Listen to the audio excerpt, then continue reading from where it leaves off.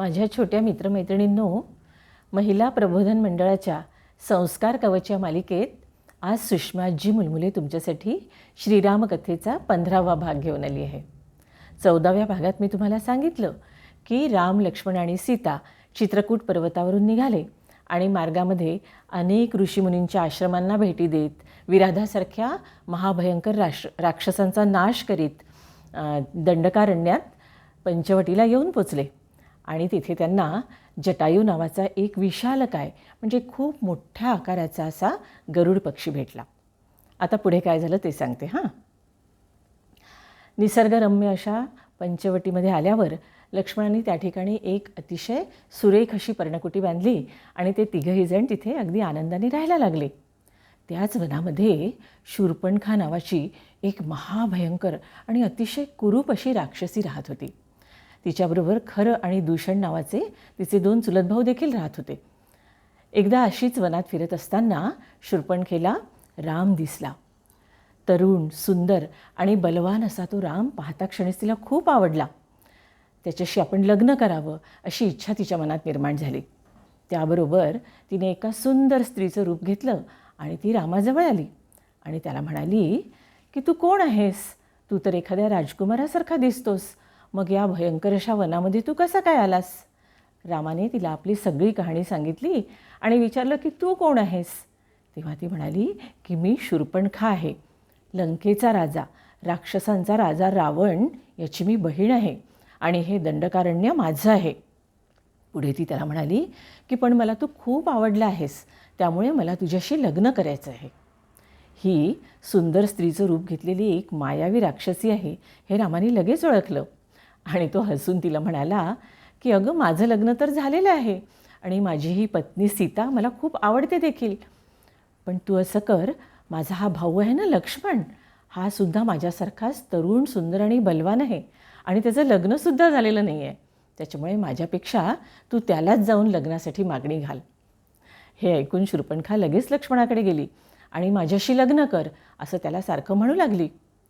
लक्ष्मणाला तिची थट्टा करण्याची लहर आली. तो तिला म्हणाला की अगं शूर्पणखे, तू एक राजकुमारी आहेस आणि मी तर माझ्या या मोठ्या भावाचा एक साधा सेवक आहे.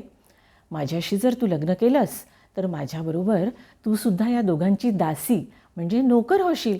त्यापेक्षा तू रामाशीच लग्न करणं योग्य राहील.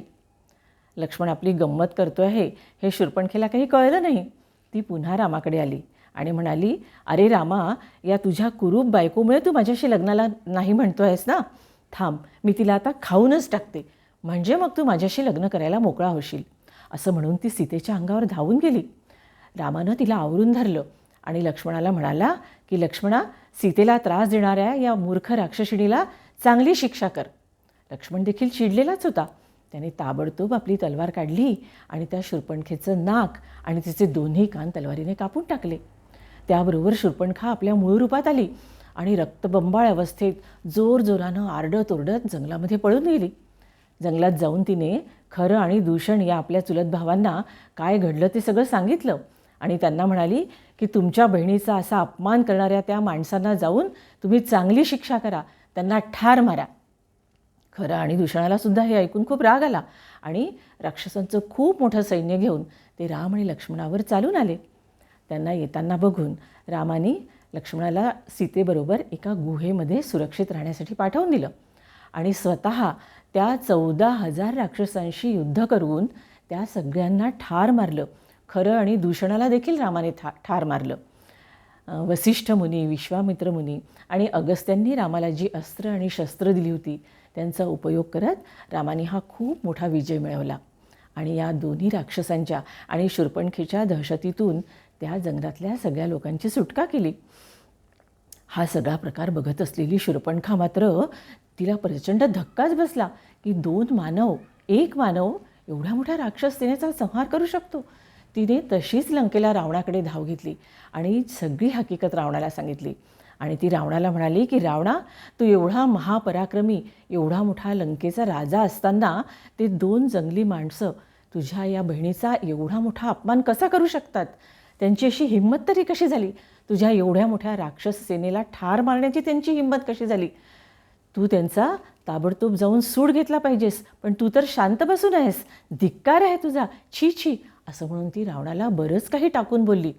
हे सगळं ऐकून रावण खवळला, पण त्याच्या मंत्र्यांनी त्याला समजावून सांगितलं की हा राम चांगलाच पराक्रमी दिसतो, चांगला शूर दिसतो, त्याच्याशी लढाई करून त्याला जिंकणं आम्हाला कठीण दिसतं. त्यामुळे रामाला अद्दल घडवण्यासाठी दुसरं काय करता येईल याचा तू विचार कर. मग आता रामाला अद्दल घडवायला काय करता येईल याचा रावण विचार करू लागला. शूर्पणखीने त्याच्यासमोर सीतेच्या सौंदर्याची खूप स्तुती केली होती, खूप वर्णनं केली होती. दुष्ट रावणाने याआधीसुद्धा अनेक सुंदर स्त्रिया पळवून आणल्या होत्या आणि जबरदस्तीने त्यांच्या इच्छेविरुद्ध त्यांच्याशी लग्न लावली होती. सीतेलासुद्धा पळवून आणावं आणि आपली राणी करावं, तिच्याशी लग्न करावं अशी इच्छा त्याच्या मनात निर्माण झाली. आणि मग त्याला आठवण झाली मारीच नावाच्या राक्षसाची. या मारीच नावाच्या राक्षसाला त्याच्या मनात येईल ते रूप धारण करता येत असे. रामाने ताबडतोब त्याला आपल्या महालामध्ये बोलावून घेतलं. याच्यानंतर मारीचाला सोबत घेऊन रामाने सीतेला पळवून आणण्यासाठी काय केलं हे मी तुम्हाला पुढच्या भागात सांगेन बरं का. पण मला तुम्ही सांगा की हे श्रीरामकथेचे सगळे भाग तुम्ही लोक बघता की नाही आणि तुम्हाला ते आवडतात की नाही. तुम्हाला ते आवडतात की नाही हे मला कसं बरं कळणार. त्यामुळे ह्या भागांना तुम्ही लाईक करा, त्यांच्यावर कमेंट्स करा, त्यांना शेअर करा. आणि हो, आता तुमच्या शाळा सुरू झाल्या आहेत, त्यामुळे पहिल्या दिवसापासून अगदी नियमित अभ्यासाला लागा. पावसाळा सुरू झाला आहे, उगाचच पावसात भिजू नका, बाहेरचे उघड्यावरचे पदार्थ खाऊ नका आणि आपल्या तब्येतीला जपत राहा. आणि आता चला तर माझ्याबरोबर म्हणा, जय जय जय जय जय श्रीराम.